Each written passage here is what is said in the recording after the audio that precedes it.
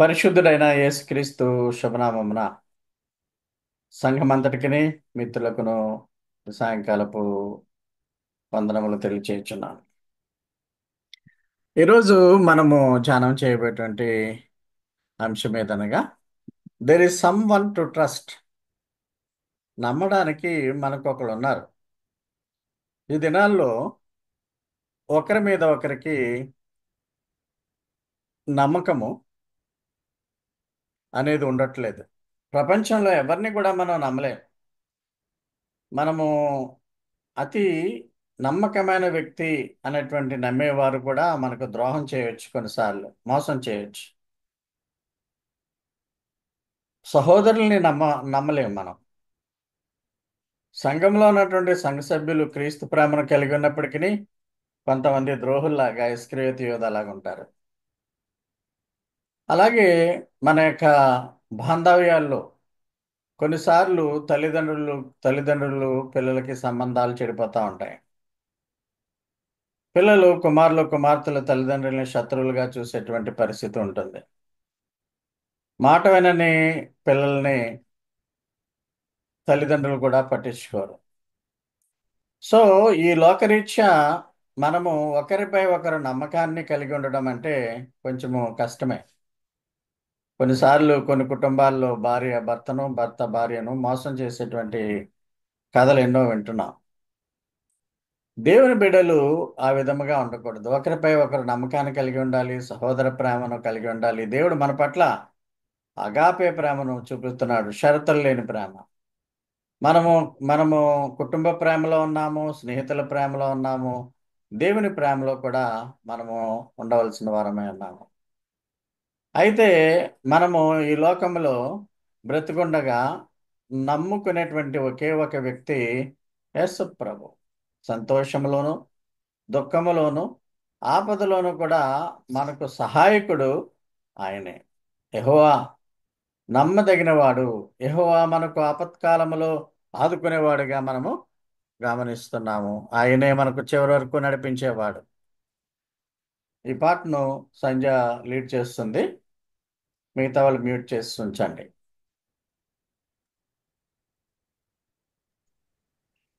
What a mighty God we serve. What a mighty God we serve. What a mighty God we serve.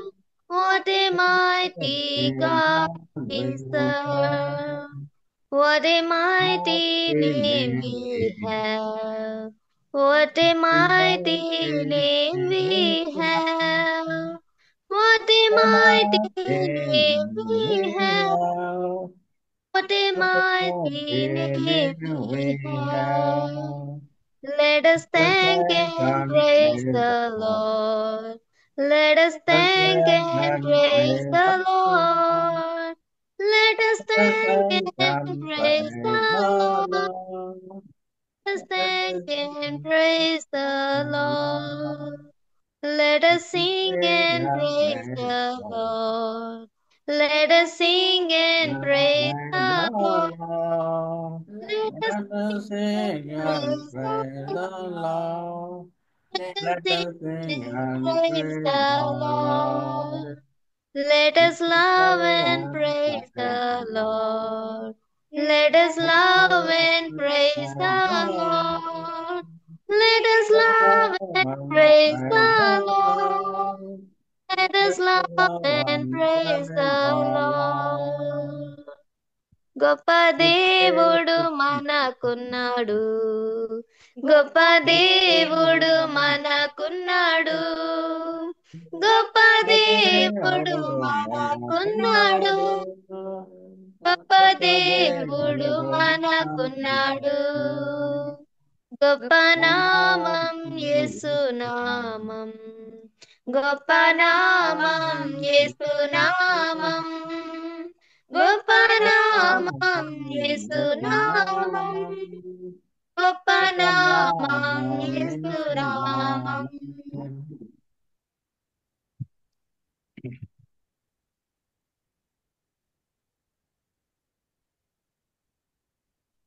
ఒక British author HG wells అనే ఆయన ఉన్నారు. ఈయన చాలా కాలం జీవించాడు. 78వ ఏట 1945వ సంవత్సరంలో తన చిట్ట చివరి పుస్తకము mind at the end of it's teether అనే బుక్ రాశాడు. టీతర్ అంటే ఒక పొడుగాటి తాడు అనమాట. దాన్ని మనం సింపుల్గా అర్థం చేసుకోవాలంటే గొలుసును పట్టుకుని వేలాడుతున్నటువంటి మైండ్, మనిషి యొక్క మైండ్ ఎలా ఉంటుంది. హెచ్జి వెల్స్ ప్రాముఖ్యమైనటువంటి రచయిత. ఆయన 78 సంవత్సరాల్లో చిట్ట చివరి పుస్తకం రాశాడు. ప్రకృతి ఆ మానవాళిని ఎలా తిరస్కరిస్తుంది, ప్రకృతే మానవాళిని నాశనం చేస్తుంది అనే ప్రపంచం యొక్క యుగాంతపు విషాదకరమైనటువంటి దృశ్యాన్ని ఈ చిన్ని పుస్తకంలో 34 పేజీల పుస్తకంలో ఆయన చూపించాడు. ఇది అమెజాన్లో కూడా బుక్ అవైలబుల్గా ఉంది. He depict a bleak vision of the world in which nature has rejected. ఈ ప్రకృతే మానవుల మీద పగబడుతుందట. అదేవిధంగా మానవాళిని నాశనం చేసే విధంగా ప్రకృతి తయారవుతుంది యుగాంతానికి వచ్చేటప్పటికనే అనేక ఆ పుస్తకంలో ఉన్నటువంటి సారాంశం. ఈ హెచ్జి వెల్స్ రాసినటువంటి పుస్తకంలో మనుషులకు ఇక దారి ఏ మార్గము లేదు. వాళ్ళు there is no way out. చుట్టూతా వెళ్ళినా లేదు, పరిగెడుతున్నా లేదు. ఆ అదేవిధంగా నక్షత్రాలు ఆకాశంలో ఉన్నవి కూడా మనుషులకు వ్యతిరేకంగా మారిపోతాయి. ఫేట్, విధి అనేది మనుష్యుల పట్ల అది క్రూరంగా ఉండబోతుంది. చాలామంది హెచ్జి వెల్స్ లాగే ఫీల్ అవుతున్నారు ఈ దినాల్లో, ముఖ్యంగా క్రైస్తవులు. ఇప్పుడు ఆ, ఒక ఊపిరితిత్తుల వ్యాధి ప్రబలుతుంది, కరోనా అలాగా ప్రబలిపోతుంది అని చాలా వార్తలు హల్చల్ చేస్తున్నాయి ఈ దినాల్లో. ఇంక ఇలా రిపీటెడ్గా మనము కొన్ని భయాందోళన కలిగించేటువంటి పరిస్థితుల్ని మనము చూస్తున్నాము, చూడబోతున్నాము కూడా. సో ఇలాంటి పరిస్థితుల్లో మనకు సహాయం చేయడానికి దేవుడు ఆలస్యం చేస్తున్నాడా అనే అనుమానం విశ్వాసాలు కూడా వస్తుంది. అది కానే కాదు. ఈ హెచ్జి వెల్స్ పుస్తకం మీకు ఇంకా బాగా ఎక్స్ప్లెయిన్ చేయాలంటే, కొండచర్య పట్టుకుని వేలాడుతున్నటువంటి ఒక వ్యక్తి, కొండచర్యని క్లిఫ్ అంటారు, క్లిఫ్ హ్యాంగర్. వాడి మైండ్ సెట్ ఎలా ఉంటుంది. అలాగా అంత్య దినాల్లో కూడా ఆపదలు వచ్చినప్పుడు మనుషుల యొక్క మైండ్ సెట్ ఈ విధంగా ఉంటుంది అనే ఆ పుస్తకంలో ఉన్నటువంటి సారాంశం. ఇప్పుడు ఈ పుస్తకం ఈ యొక్క కొండ చర్య చివరి భాగంలో ఈ క్లిఫ్ అంటే కొండ చర్యను పట్టుకుని వేలాడుతున్నటువంటి మైండ్ ఎలా మనిషి యొక్క మైండ్ ఎలా ఉంటుంది. ఈ అన్ ఒక కొండ మీద ఒక తాడు పట్టుకుని వేలాడుతున్నటువంటి ఈ మనిషి మైండ్ ఎలా ఉంటుంది. Man hanging on the cliff, a man hanging on the rope. ఆ చివరి భాగంలో రోప్ అంటే ఆ యొక్క క్లిఫ్, ఆ యొక్క చివరి భాగంలో ఆ యొక్క తాడు చివరి భాగంలో పట్టుకుని వేలాడుతున్నటువంటి పరిస్థితి ఎలాగుంటుంది అని అంచనా మనం వేస్తే చాలా ఆందోళనకరంగా ఉంటుంది. ఇంకా ఆల్మోస్ట్ ఆల్ అతను అనుకుంటాడు, నా పని అయిపోయింది, ఐఎమ్ ఫేసింగ్ ద డెత్ అనుకుంటాడు.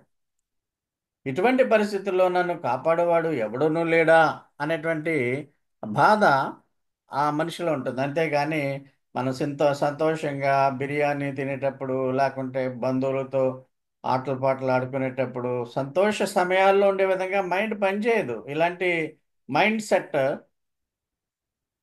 కొండ మీద ప్రమాద పంచులో ఉన్నటువంటి మనిషి మైండ్ బహుభయంకరంగా ఉంటుంది, ఆందోళనగా ఉంటుంది. మనలో ఎవరు మనం ఎక్స్పీరియన్స్ చేయలేదు, కానీ కొంతమంది ఇలాంటి అనుభవం కాదు, కానీ ఇంట్లో ఆపద వచ్చినప్పుడు, అనారోగ్యాలు వచ్చినప్పుడు ఈ కొండచర్య పట్టుకుని వేలాడబడుతున్నటువంటి ఆందోళన వారిలో మనము గమనించవచ్చు.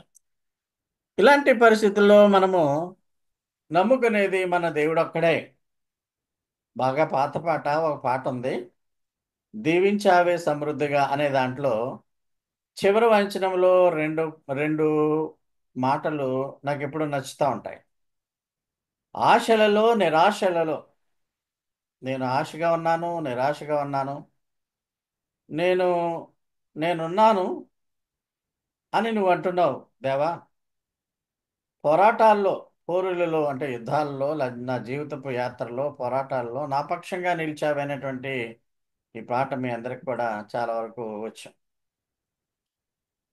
సో మనము సంతోషంగా ఉన్నా, దుఃఖంగా ఉన్నా, ఆశగా ఉన్నా, నిరాశగా ఉన్నా, మన నిరీక్షణ ఒకటే, యేసుప్రభు. మన నిరీక్షణ మన తల్లిదండ్రులు కాదు, మన పిల్లలు కాదు, మనము మన సంఘం కూడా కాదు. సంఘమంతా, సంఘ సభ్యులుగా మన నిరీక్షణ దేవుని పైన ఉండాలి, యేసు పైన ఉండాలి. ఈ పాట చాలా బాగుంటుంది. ఒకసారి వినడానికి ప్రయత్నం చేయండి.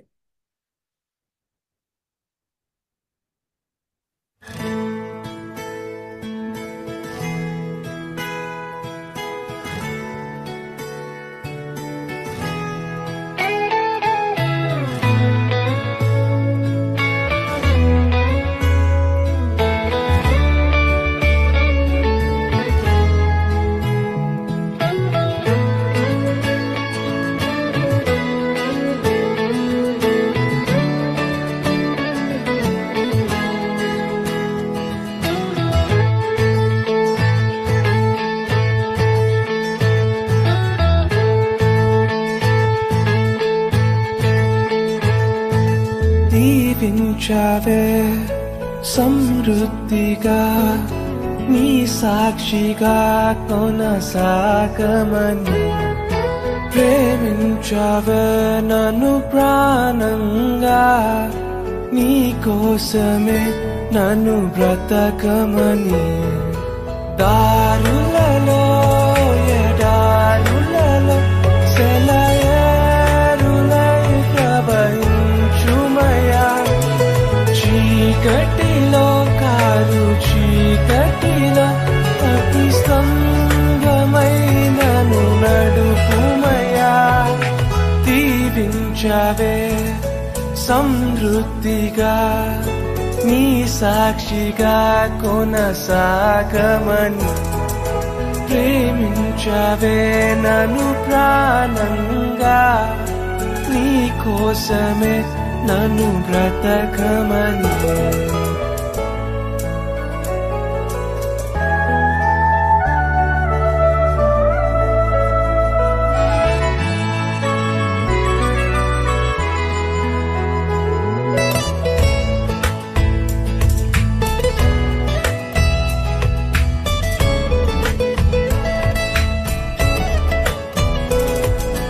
నువ్వే లేకుండా నేనుండలేను యేసయ్యా. నీ ప్రేమే లేకుండా జీవించలేను నేనయ్యా. నా ఒంటరి పయనంలో నా జంటగా నిలిచావే. నే నడిచే దారుల్లో నా తోడే ఉన్నావే. నా ఒంటరి పయనంలో నా జంటగా నిలిచావే. నే నడిచే దారుల్లో నా తోడే ఉన్నావే. ఊహలలో నా ఊసులలో నా ధ్యాస బాసవైనావే. శుద్ధతలో పరిశుద్ధతలో నిన్ను పోలి నన్నిల సాగమని. దీవించావే సమృద్ధిగా, నీ సాక్షిగా కొనసాగమని. నా కన్నీరంతా తుడిచావే కన్న తల్లిలా. కొదువంతా తీర్చావే కన్న తండ్రిలా. ఆశలలో నిరాశలలో నేనున్నా నీకని అన్నా.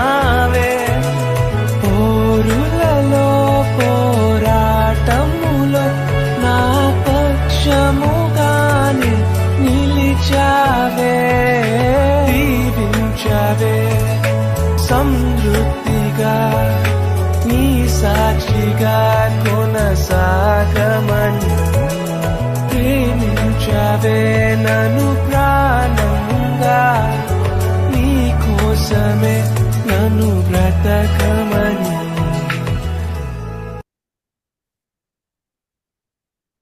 సో మనము గమనించేది ఏంటంటే, నిరాశ నిస్పృహలతో ఉన్నప్పుడు, మనకు నమ్మదగిన వాడు ఎవరూ లేరు అనుకున్నప్పుడు కూడా నమ్మదగిన వాడు యేసుప్రభు ఉన్నాడని మనం నమ్మాలి. ఇక్కడ చర్చ్ ఆఫ్ గాడ్ గురించి కొన్ని విషయాలు చెప్తాను. మ్యూజిక్లో డెవిలిష్ మ్యూజిక్ అనేది మీకు ఆల్రెడీ సంఘానికి చెప్పాను. గాడ్లీ మ్యూజిక్, స్మార్ట్గా ఉండేటువంటి మ్యూజిక్, ఇప్పుడు మీకు వినిపించినటువంటి మ్యూజిక్ ఉత్తేజపరచదు, దేవుని ఆరాధిస్తుంది. దేవుని ఆరాధనలో మన చర్చ్ ఆఫ్ గాడ్ స్పీకర్స్ కొంతమంది, బ్రైన్ డి జాన్స్టన్ అని, ఇంకా కొంతమంది బాగా మన సిద్ధాంతాలను నమ్మేటువంటి వారు మన అంత్యకాల వర్తమానాల పుస్తకాన్ని ఆయన రివ్యూ చేశారు. రివ్యూ చేసి మంచి కామెంట్ని ఇచ్చారు. ఆయన పిక్చర్ కూడా ఉంటుంది, ఆయన రివ్యూ కూడా ఉంటుంది ఇంగ్లీష్లో. ఇలాంటి వాళ్ళు చాలా గొప్ప శాస్త్రవేత్త. ఆయన ఫిజిక్స్ చదివారు మన సంజయ్ లాగా. ఆయన పెద్ద సైంటిస్ట్. ఆయన అప్పుడు దేవుని సేవకుడిగా చేస్తున్నాడు. అలాంటి వాళ్ళు ఇంకొంతమంది మాట్లాడినప్పుడు టీవీలో అప్పుడప్పుడు ప్రసంగాలు ఇచ్చినప్పుడు వాళ్ళ పిక్చర్ని కూడా కనపడినవారు, ఓన్లీ వాయిసే వస్తుంది. ఇప్పుడు ఈ పాటలో మీకు వాయిస్ ఎలాగొచ్చిందో అలాగే వస్తుంది. అంటే వాళ్ళ ఉద్దేశం ఏంటంటే ముఖం కనిపించకుండా ఉండాలని కాదు, కానీ మేము చెప్పేటప్పుడు దేవుని మహిమే కనిపించాలి, మా ముఖ కవళికలు కానీ మా డ్రెస్అప్ కానీ కూడా కనిపించకూడదు అనే విధంగా అంతలా ఉంటారు. మనకు చర్చిలో అలా చేయడం చాలా కష్టం. కానీ మనము ఆల్రెడీ చూసాము అన్బిబ్లికల్ వర్షిప్, అన్బిబ్లికల్ సాంగ్స్లో దేవుడు రాస్తాడు. బహుశా అది పేతురు రాసిన పత్రిక అనుకుంటా. స్త్రీకి ఆ యొక్క తల జుట్టు చాలా మహిమట. ఆ మహిమ కలిగిన దానిని దేవాలయంలో అది కనిపించకుండా నువ్వు కవరప్ చేసుకోవాలనేటువంటి రీజన్ ఇచ్చాడు, దేవుడే ఇచ్చాడు. అంటే మహిమ కలిగినటువంటి ఆ యొక్క స్త్రీ జుట్టు లేక జడ ఆలయంలో కనిపించకూడదంట. అంటే దాని అర్థం ఏంటంటే, దేవుని వాక్యంలోనే ఉంది అది. దాని అర్థం ఏంటంటే, నా ఆలయంలో నన్ను ఆరాధించేటప్పుడు నా మహిమ తప్ప దేనిని ఎవరో చూడకూడదు. ఎంత గొప్ప కాన్సెప్టో చూడండి. ఆ డ్యాన్స్లు వేసేవాళ్ళు లేకుంటే ఈ మ్యూజిక్లు కొట్టేవాళ్ళు కొట్టచ్చు, కానీ మన ఆరాధనలో ఎట్టి పరిస్థితుల్లోనూ ఆ మ్యూజిక్ ఉండదు. ఎందుకంటే మ్యూజిక్లో ఆ పారవశ్యం అనేది వచ్చినప్పుడు దేవునిని స్తుతించడం పోయి ఒక నరాల ఆనందం వస్తుంది. కనుక మ్యూజిక్ని మన వాళ్ళు వర్షిప్లో తీసేశారు. కొంతమంది ఏమైనా పెట్టుకుంటే పెట్టుకున్నారేమో కానీ మనకు అనవసరం. కానీ that is the basic biblical teaching. మనుష్యులకు ఘనత ఉండకూడదు. మా అయ్య గారు లేకుంటే మా గొప్పగా చెప్పారు ప్రసంగాలు, ఎంత బాగా చెప్తున్నారు, ఈ ఉండకూడదు. దేవుని మాటలు చెప్పే సేవకుడు దేవుని పనిని చేస్తున్నాడు కాబట్టి ఆ పనిని బట్టి దేవుణ్ణే హెచ్చించాలి. మనం అలా చేస్తున్నాం, దేవునికి వందనాలు. There are many wrong ways of doing worship and also doing songs and entertaining the people. ఆదివారం నాడు ఒక బ్రహ్మాండమైన ప్రసంగం చెప్పబోతున్నాను దేవుని చిత్తమైతే. అపోస్టసీ, మత భ్రష్టత్వం అనే దాని మీద చెప్తున్నాను. దాంట్లో ఒక పాయింట్ ఏంటంటే,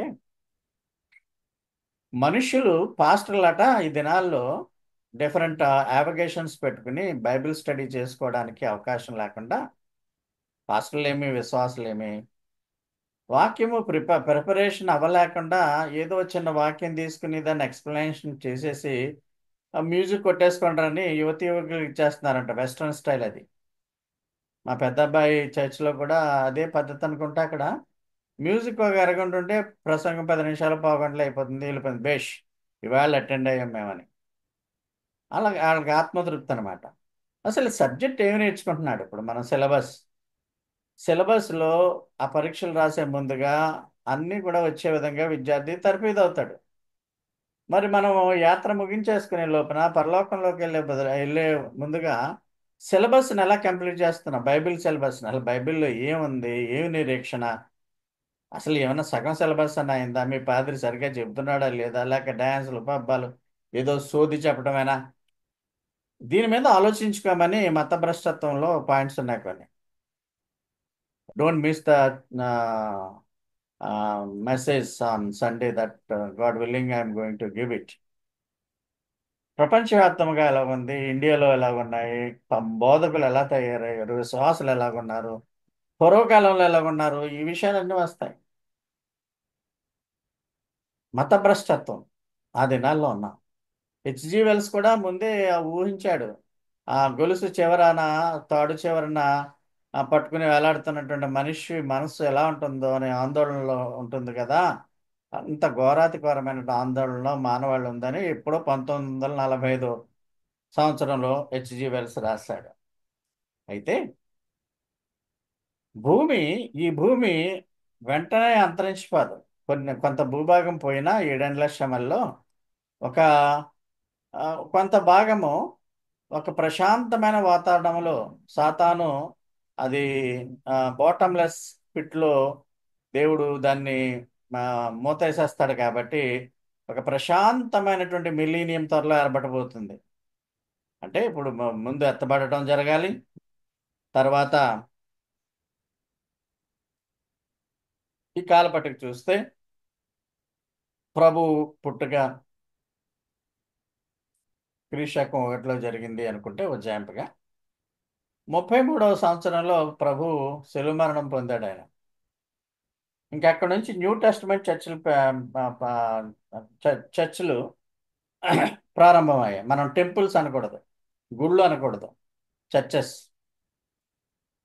అంటే హిందూ టెంపుల్స్ అన్నట్టుగా మనం అనకూడదు, చర్చెస్.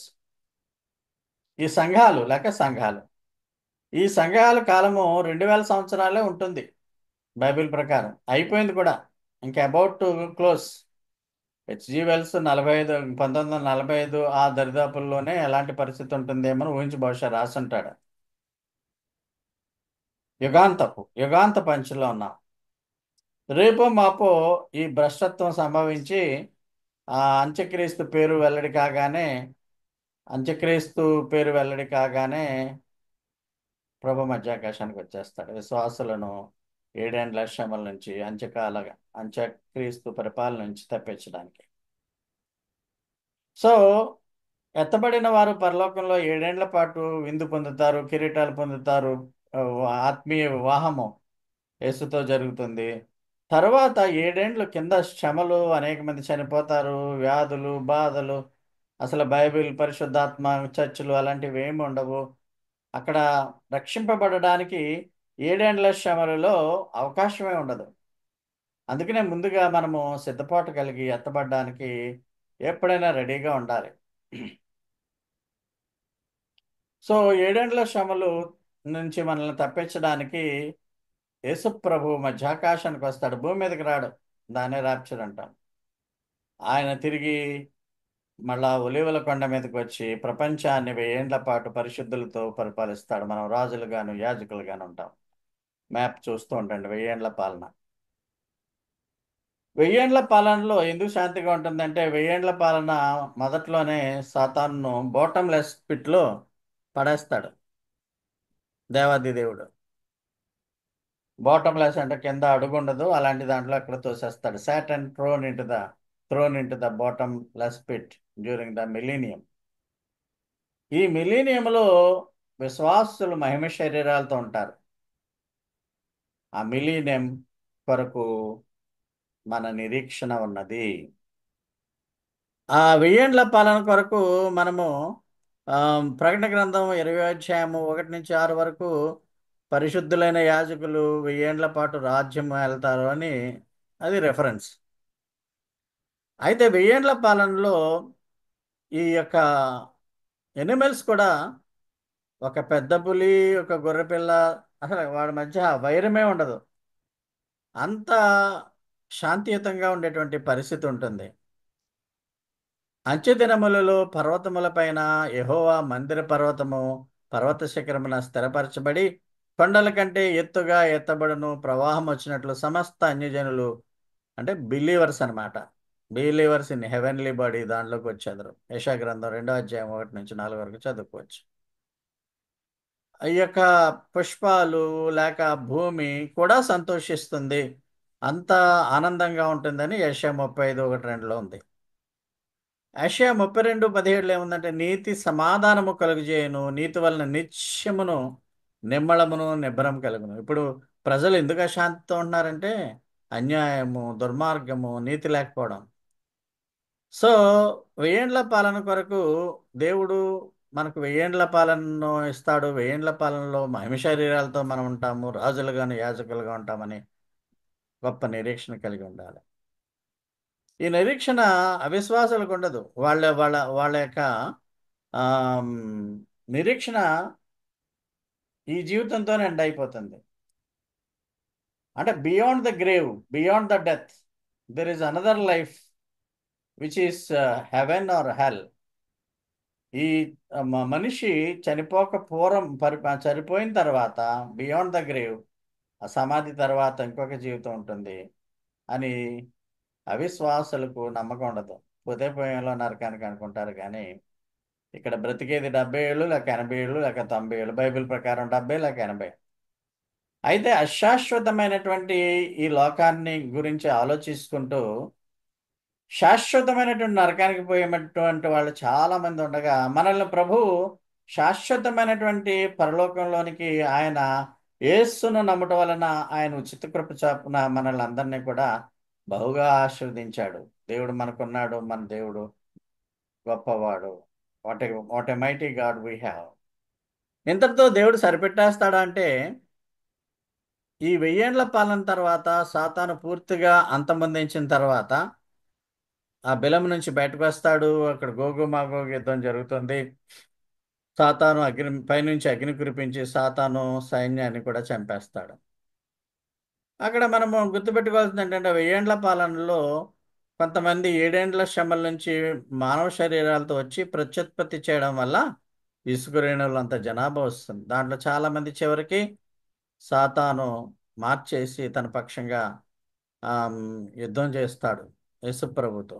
దేవుడు ఆగ్రహించి అగ్ని కురిపించి చంపేస్తాడు. లేక్ ఆఫ్ ఫైర్లోకి వాళ్ళని పంపించేస్తాడు, నెట్టివేస్తాడు. అక్కడి నుంచి ఆ అగ్ని ఆరదు, పురుగు చావదు. అయితే పరిశుద్ధులు వెంటనే ఈ 7 ఏండ్ల శ్రమల తర్వాత మిలీనియంలోకి వాళ్ళకి దేవుడు బ్లెస్సింగ్ ఇస్తాడు. మిలీనియం తర్వాత పైనుంచి నూతన యెరూషలేం కిందకు వస్తుంది. అది మధ్యలో ఉంటుందా భూమి మీద ఉంటుందా అనేది అది బైబిల్లో రాయబడలేదు. ఈ నూతన యెరూషలేము మనము ఈ విధముగా ఊహించవచ్చు. నూతన యెరూషలేము యొక్క ఆ యొక్క స్ట్రక్చర్ కూడా ప్రకటన గ్రంథంలో ఉంది. గోడలు, మధ్యలో జీవవృక్షాలు, జీవనది, ఆ మహాసింహాసనపు ఆమ్, దేవుడు కూర్చుంటాడు. అదేవిధంగా యేసు ప్రభు కూడా సింహాసనం వద్ద కూర్చుంటాడు. మన శుభ నిరీక్షణ న్యూ జెరూసలేం, నూతన యెరూషలేం. ఏదో పాస్టర్ నూనెలు అమ్ముకున్నట్టుగా ఇజ్రాయెల్లో కూడా న్యూ జెరూసలేం అని పేరు పెట్టుకుని చాలా ఏళ్ల కిందటే ఫ్లాట్లు అమ్ముతున్నారు, ఇక్కడే న్యూ జెరూసలేం వస్తుందని. ఇది spiritual Jerusalem, not physical Jerusalem. ఇప్పుడున్న జెరూసలేం కాదు. మేబీ ఆ ఏరియాలో ఏమైనా నూతన దానికి కూడా ఇచ్చేసాడు. అబ్రహాంకు స్వాస్థ్యంగా ఎంతైతే స్థలం ఇచ్చాడో ఆ స్థలం అంతా కూడా ఆయన నూతన యెరూషలేంగా చేయబోతున్నాడు అనేటువంటి వాదన కూడా ఉంది. ఈ వాల్స్ ఏమో జాస్పర్స్, సూర్యకాంతాలతో చేయబడి ఉంటుంది. తలుపులకు ఈ ముత్యాలు ఉంటాయన్నమాట. వీటి వీటి యొక్క పేర్లు యోధా గోత్ర, ఈ ఇశ్రాయేలు 12 గోత్రాలని మనకు తెలుసు. అందులో 2 గోత్రాలని, దాను, ఎఫ్రాయిము గోత్రాలని, 12 గోత్రాలని 2 తీసేసి 2 రీప్లేస్ చేస్తాడు. సో మన నిరీక్షణ నూతన యెరూషలేం కొరకు కూడా ఉంది, నూతన భూమి కొరకు ఉంది. మంచి రోజులు మనకు ఉన్నాయి. గొప్ప శ్రమకాలం నుంచి దేవుడు మనల్ని తప్పిస్తాడు. మత్తయి సువార్త 24, 21, 22లో 7 ఏండ్ల శ్రమలు ఇవి. లోకారంభం నుంచి ఇప్పటి వరకు అట్టి శ్రమ కలగలేదు. ఆ కాలంలో 23వ వచనంలో 24, 20 క్రీస్తు ఇక్కడ ఉన్నాడు, అక్కడ ఉన్నాడు. చూడండి, వినాయకుడు పాలు తాగుతున్నాడంటే జనులు ఎలాగా క్యూ కట్టి పాలను తీసుకెళ్ళిస్తారో, యేసుప్రభు ఇక్కడ ఉన్నాడంటే డబ్బు తీసుకెళ్ళిద్దామని, లేకుంటే ఏవో ధనధాన్యాలు ఇద్దామని ఆ రోజుల్లో ప్రయత్నం చేస్తారు. దేవుని దయ వలన మనమంతా కూడా ఆ సమయంలో, ఈ ఉగ్రతా కాలంలో, ఆ పరలోకంలో 7 ఏండ్ల పాటు మనం ఉంటాం. ఆ ఉగ్రతా కాలంలో రెవల్యూషన్ 6:14-17లో ఎలా ఉంటుందో రాశాడు. ఈ మన కొరకు కాదు ఇవి. బండ సందుల్లో దాక్కుంటారట. గొర్రెపిల్ల మహా ఉగ్రత మా మీదకి వచ్చేసింది అని అంటా ఉంటారట. వాళ్ళకే తెలుసు. మీరు మా మీద పడి, పర్వతములారా మా మా మీద పడండి, గొర్రెపిల్ల మా ఉగ్రతకు మేము తట్టుకోలేకపోతున్నాం, పర్వతాలతోను బండలతోను వాళ్ళు చెప్పి చచ్చిపోవడానికి కూడా సిద్ధమవుతారు జనులు. సో ఇదంతా కూడా జరగబోతుంది అని మనము, ఆయన మధ్యాకాశానికి వస్తాడనేటువంటి నిరీక్షణకు మనము మన దేవుడు గొప్ప దేవుడు అని మనం నమ్మాలి. యశుప్రభుని పంపించాడు. ఆయన శిలువ మీద ఆయన్ని ఆ, మరణింపచేశాడు, మన కొరకు రక్తం కార్పించాడు. ఈ విధంగా మనల్ని ఉచితంగా ఆయన రక్షిస్తున్నాడు. మనకి కొన్ని బలహీనతలు రావచ్చు. ఒంటరితనం కలగవచ్చు. ద్వేషం, విధ్వంసాలు, ఇలాంటి విపత్తులు మనకి రావచ్చు. ఎందుకు వస్తున్నాయి మనం చెప్పలేం. యోగుకి ఎందుకు వచ్చాయి? మరణకరమైన వ్యాధి ఎందుకు వచ్చింది? మళ్ళీ ఎందుకు తగ్గించాడు? ఇలాంటి ప్రశ్నలకు మనం సమాధానాలు మన దగ్గర ఉండవు. యేసుప్రభు వారు ఏ తప్పు చేయకుండా మరి ఆయన క్రూరమైన సిలువకి అప్పగించాడు కదా మన బట్టి. కనుక ఆయన మన స్థానంలో చనిపోయి మనకి మంచి బ్రతుకునిచ్చాడు. అందుకు దేవునికి వందనాలు మనం ఎల్లవేళ చెల్లించాలి. క్రూరమైనటువంటి హింస, బాధ, వ్యధ యెషయా 53లో చెప్పిన విధంగా ఆయన సుందరుడైనప్పటికీ, ఆయన 10,000లో సుందరుడైనప్పటికీ కురూపిగా మారిపోయాడు. ఆయన చెంపలు పెరికివేయబడ్డాయి. ఎందుకు? What for this he has done. It is for you and for me. బల్లెము పక్కలో బల్లెపు పోటు, ఇవన్నీ ఎప్పుడు మర్చిపోకూడదు. మనం సంబరాలు చేసుకునేటువంటి క్రిస్మస్ టైంలో కూడా వీటిని గుర్తుపెట్టుకోవాలి. ఎందుకంటే without Jesus death there is no redemption, there is no atonement, there is no salvation for the mankind. మనము ఆయన నమ్ముతున్నాము.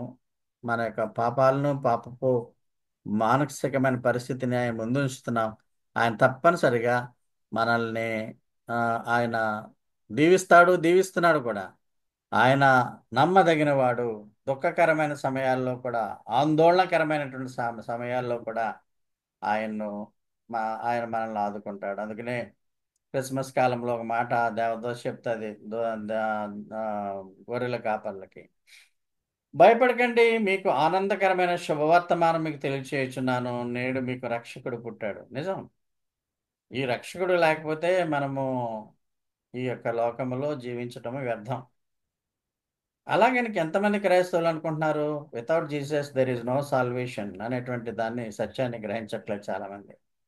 పదవుల కోసం, మోజు కోసం, డబ్బు కోసం సువార్త కూటాలు పెట్టడం, లేకుంటే డబ్బు సంపాదనే మెయిన్గా ప్రీచర్స్ తయారైపోవటం.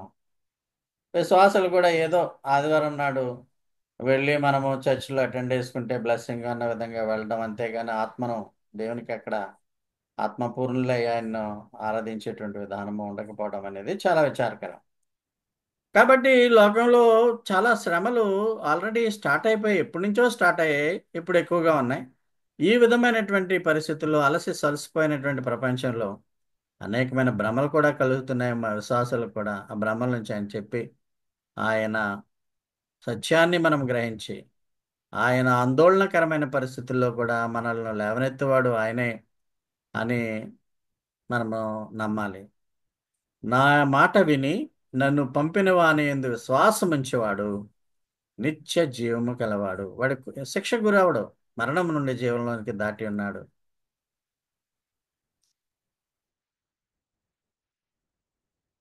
ప్రార్థన చేసుకుందాం.